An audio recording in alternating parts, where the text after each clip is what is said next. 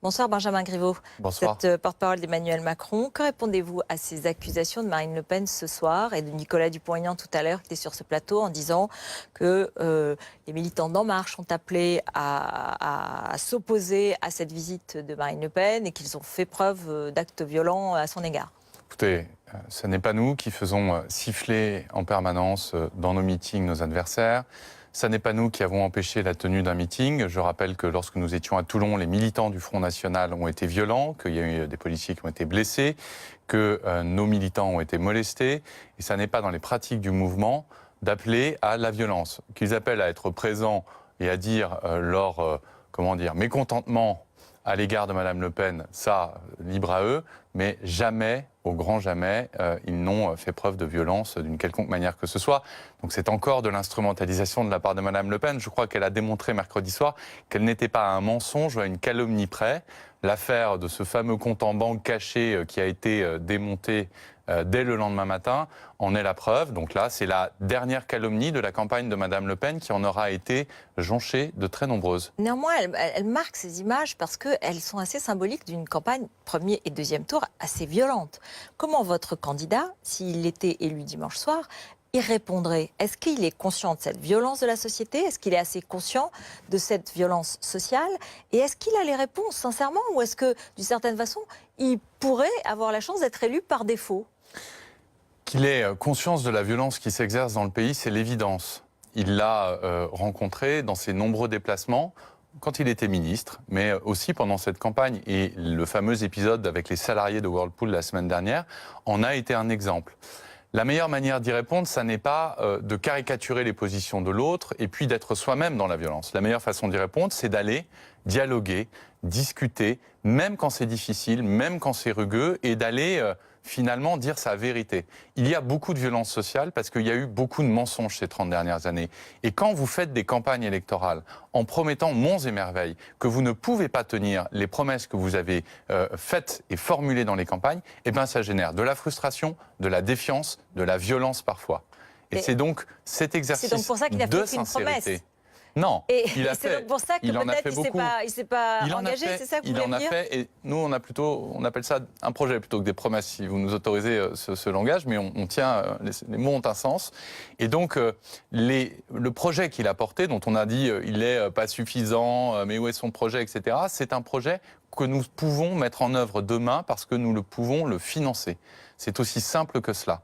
Et c'est ça la base de notre démarche. C'est que nous ne promettons pas des choses que nous ne pourrons pas faire. Et de la même manière, nous annonçons avant l'élection ce que nous ferons après. Oui. Parce que si vous ne dites pas aux gens où vous voulez les emmener, si vous ne dressez pas finalement un horizon, un dessin pour le pays, eh bien vous ne pouvez pas faire des réformes tous les 3 mois, parce que là ça ne fonctionne pas. La promesse démocratique, le lien de confiance qui se noue dans l'élection est à ce moment-là cassé. En même temps, il y a cette annonce d'une loi travail, d'une loi sociale qui serait passée par ordonnance, sachant que des ordonnances sont prises d'abord par des textes à l'Assemblée nationale, mais quand même, est-ce que lorsqu'on voit Emmanuel Macron accueilli par des comités d'accueil CGT aussi qui sont en colère, est-ce que Emmanuel Macron va être dans le dialogue social, va montrer de l'écoute sociale s'il est élu président, ou est-ce qu'au contraire, fort d'un score qu'il aurait et qui serait, selon les sondages aujourd'hui, assez élevé, eh bien, d'une certaine façon, il avancerait comme un bulldozer. Il a toujours respecté les partenaires sociaux.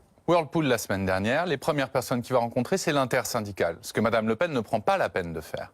Il faut rencontrer les partenaires sociaux, mais il faut aussi entendre les salariés. Pourquoi est-ce qu'on souhaite aller rapidement sur la réforme du marché du travail? Pour une raison simple. Quand ce serait le cas? Ce sera dans les premiers mois. Ce sera dans les premiers mois. C'est-à-dire après les élections législatives, bien sûr, avec une assemblée qui serait déjà élue. Bien sûr. Et ensuite, c'est-à-dire vers le mois de septembre? Dans les premiers mois après l'élection législative. Mais pourquoi on veut aller vite? Cet été? Pourquoi est-ce qu'on veut... Permettez, d'abord l'élection présidentielle dimanche soir et puis on viendra sur le calendrier des réformes gouvernementales. Dès lundi, nous y répondrons avec grand plaisir. Mais c'est un élément de la décision de dimanche. C'est un élément dans la décision de dimanche. À plusieurs reprises qu'il irait rapidement sur cette question. Pourquoi? Parce qu'elle est centrale. Et que lorsque vous faites une réforme du marché du travail, pour qu'elle porte ses fruits, il faut qu'elle puisse prendre sa dimension dans le temps. Et c'est là tout l'enjeu. Et ce que ne disent pas les opposants à cette réforme, c'est qu'en face de cette liberté supplémentaire qu'on met dans le marché du travail, on met une protection qui est l'assurance chômage pour tous, qui est le droit pour un salarié démissionnaire tous les 5 ans d'avoir droit à l'assurance chômage. Et donc c'est dans cet équilibre que se construit un projet qui n'est pas bancal. Si vous voulez avoir une République efficace, à la fois sur le plan économique et juste sur le plan social, eh bien vous devez avancer sur vos 2 jambes. Ce qu'on a fait depuis 30 ans, c'est qu'on a systématiquement déséquilibré la relation. Soit on faisait que de la liberté, c'était la loi de la jungle, et c'était la loi El Khomri qui a été faite à un mauvais moment, qui n'a pas été discutée avec les partenaires sociaux, qui a été faite dans l'impréparation et qui par ailleurs posait une difficulté, c'est qu'elle n'avait pas été annoncée dans la campagne présidentielle précédente. Or, c'est un sujet structurant. Évidemment que vous ne pouvez pas prévoir la totalité des textes d'un quinquennat, par définition, puisque l'environnement macroéconomique, social bouge. Mais sur des sujets aussi fondamentaux qui modifient, par exemple, la hiérarchie loi des normes, elle avait été discutée avec un certain nombre de partenaires syndicaux. En 3 semaines. C'est sans doute pas suffisant. Et nous, on a reçu les partenaires sociaux, par ailleurs, au local de campagne, depuis déjà de nombreuses semaines. Donc, on a pu discuter avec eux. On connaît les points qui sont les points durs, mais on souhaite aussi pouvoir aller rapidement. Pourquoi ? Avec la CGT et FO aussi ? Parce que c'est dans cet équilibre, bien sûr. Donc ça, c'est effectivement une information. On a eu l'impression que Marine Le Pen a installé l'image d'Emmanuel Macron comme l'argent roi, le banquier. Nicolas Dupont-Aignan le redisait tout à l'heure. La France livrée à l'argent. Comme vous l'avez dit vous-même, c'est une image. Et donc, comme toutes les images, il y a des images qui sont fausses. C'est une image qu'elle a essayé d'installer. Elle l'a fait en ayant recours à tous les ressorts les plus sordides de l'histoire politique française. On a eu droit aux caricatures, avec le haut de forme, avec la faucille, le cigare, bref, qui rappelait ça, c'était les grandes périodes. Oui, c'était les Républicains. Je vous encourage à aller voir ce que vous trouvez sur les comptes Twitter des cadres du Front National en termes de caricature d'Emmanuel Macron. Ça n'a rien à envier à ce fameux tweet du compte des Républicains et on retrouve volontiers les caricatures qu'on avait dans Gringoire et dans Je suis partout dans les années 30 en France. Donc là-dessus, elle a joué sur cette idée d'un complot international, d'un financement caché, etc. Mais c'est quand même elle l'héritière dans cette affaire. C'est elle dont le père a hérité d'une fortune qui lui a permis de construire le Front National. C'est elle qui est l'héritière de son père.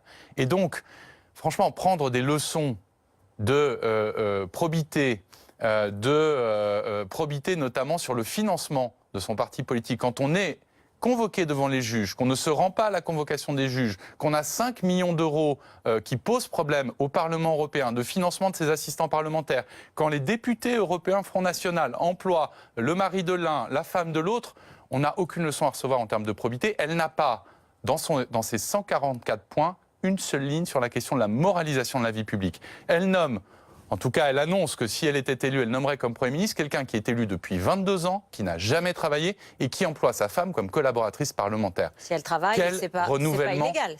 Non, ça n'est pas illégal, mais je crois qu'on est au-delà de la question du droit, on est aussi dans une question d'éthique et de morale.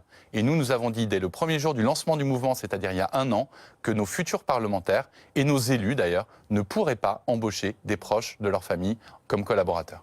Est-ce que, si vous l'emportez dimanche soir, vous ne serez pas victime d'un écueil qui guette un peu les vainqueurs, une attitude trop triomphaliste qui pourrait être perçue comme de l'arrogance ? Je m'explique.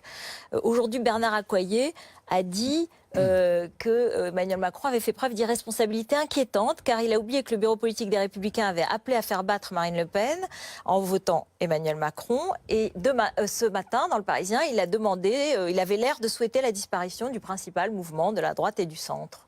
Écoutez, les principaux mouvements de la droite et du centre, du Parti socialiste, n'ont pas besoin de nous pour organiser leur propre disparition. Parce que les voix dissonantes chez les Républicains depuis 15 jours et les positions, disons, fluctuantes de certains d'entre eux me laissent penser qu'ils ne sont pas tous d'accord sur la ligne politique à suivre le soir du second tour, et y compris dans cet entre-deux tours où certains appellent sans mettre le nom, parce que le communiqué du bureau politique des Républicains, le nom d'Emmanuel Macron n'apparaît pas dans le communiqué. Ça apparaît-il fait l'objet de débats absolument intempestifs dans un bureau politique des Républicains juste après le premier tour. Donc vous imaginez le niveau de décomposition où on en est.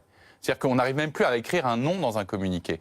Et donc, moi je ne crois pas au triomphalisme dimanche soir pour une raison simple, c'est que Marine Le Pen aura fait 21% au premier tour, sans doute plus au second, et que cela, personne ne peut s'en satisfaire. Et que si Emmanuel Macron venait à être élu dimanche soir, eh bien, sans doute la plus belle réussite du futur quinquennat serait qu'en 2022, le Front National soit absent du second tour. Ça, c'est sans doute le combat qu'il faudra livrer. Et il devra se livrer sur la question identitaire, sur la question sociale, sur la question économique. Ce sont ces sujets-là qui seront au cœur du quinquennat. Et par ailleurs, nous serons dès lundi matin en campagne battante pour les législatives parce que nous avons besoin de cette majorité pour mettre en place le projet du président élu si les Français en décident ainsi dimanche soir. Merci beaucoup, Benjamin Griveaux. Merci.